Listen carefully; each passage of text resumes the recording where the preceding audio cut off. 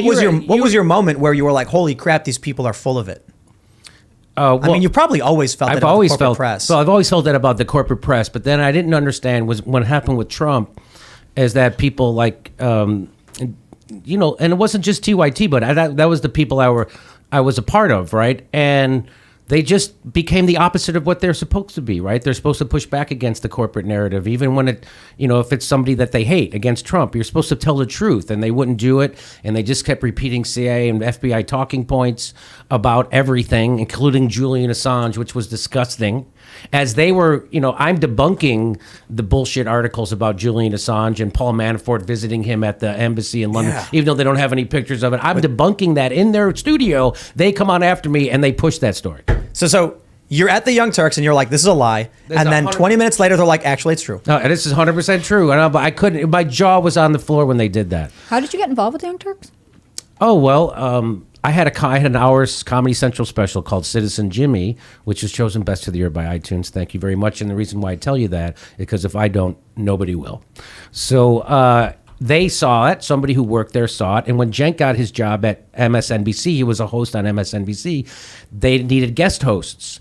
And so they called me in and they said, hey, you're a political comedian. You had a political comedy special. Would you like to host? Well, I was ready, right? Because I had been doing my live Jimmy at Dore show it was called Pop and Politics back then, at the UCB Theater in Hollywood. And so I was doing video work and I knew how I had, so I was ready. So when they opened the door, I could walk through.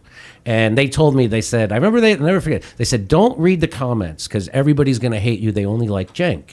And when I did the show, everybody liked me. And they were like, this is amazing. You should get. And that's when they made me a regular host. And the rest is history. Did you ever ask them why they named the organization after the genocidal Young Turks from the Armenian genocide? They basically created the Armenian genocide. Just drag them further. Enver Pasha and them. Like, why? I did ask them. They said they were going to call it the Young Pedophiles, and I was like, "That's not good." Maybe like calling it. So they settled with the genocidal organization. organization. No, what I was told was which is the public story, that it means that you're a young, like a Turk, meaning a rebel. A young upstart. An upstart. But that literally is a reference to the Young Turks. And he happens to be from Turkey, and then he did deny the genocide for a while. He doesn't anymore, but that's why that didn't look good. I'm sure they're very excited we're talking about this, so it gives them an opportunity to make shock content for their audience. I'm all about retribution and making the swastika great again, the wheel of life that the Nazis ripped off. But calling it the Young Turks when they created the Armenian, I don't understand that, Cenk. Here's what I think with the Young Turks. I think that you've got young people entering the political sphere with no experience. They don't know who Obama is. They don't know who Joe Biden is. And I mean that in the, not like they've obviously heard the names, but they don't know what they did. And this is a really great example of this is when we had Vosh on the show. I think you know who Vosh is? Mm-hmm.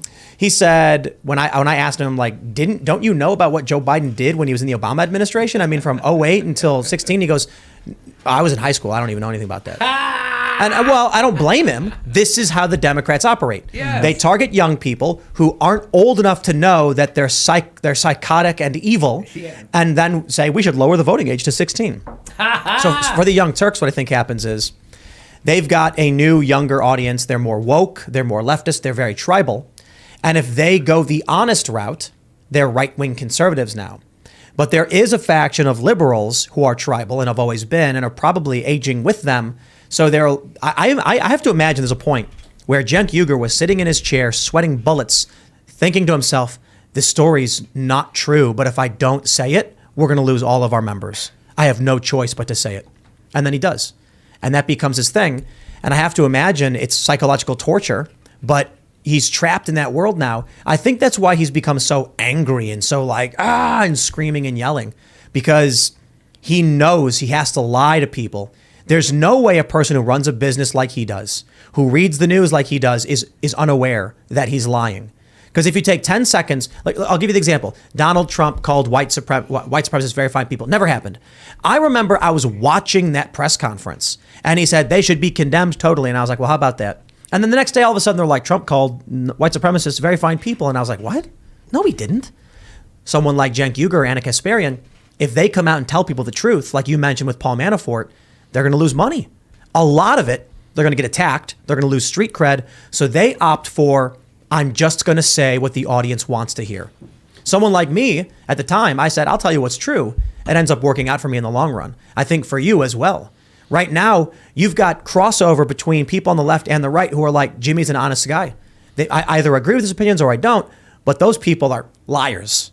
This guy's honest. That's right. So I think people are starved for honesty, and so there's a lot of right-wingers or people who consider themselves conservatives who find my show and they're like, hey, I like this guy. I don't agree with him on this, but I like that. And there's this. And that's how it's supposed to work, Tim. You know that. Right. Like, politics is all about finding common ground. Politics is all about convincing people to come to your point of view through the strength of your arguments. That's what politics is all about. And they try to discredit me, the Young Turks, by saying I have a right-wing audience, which I'd say it's a pretty mixed audience. But they go, half his audience is right-wing, which means half of it isn't. Which and means, that's a good thing. Which means I have broad appeal, and they're supposed to make. That's not bad. That's what you're supposed to be going for. They're bragging about having no conservative viewers. Yes, they are.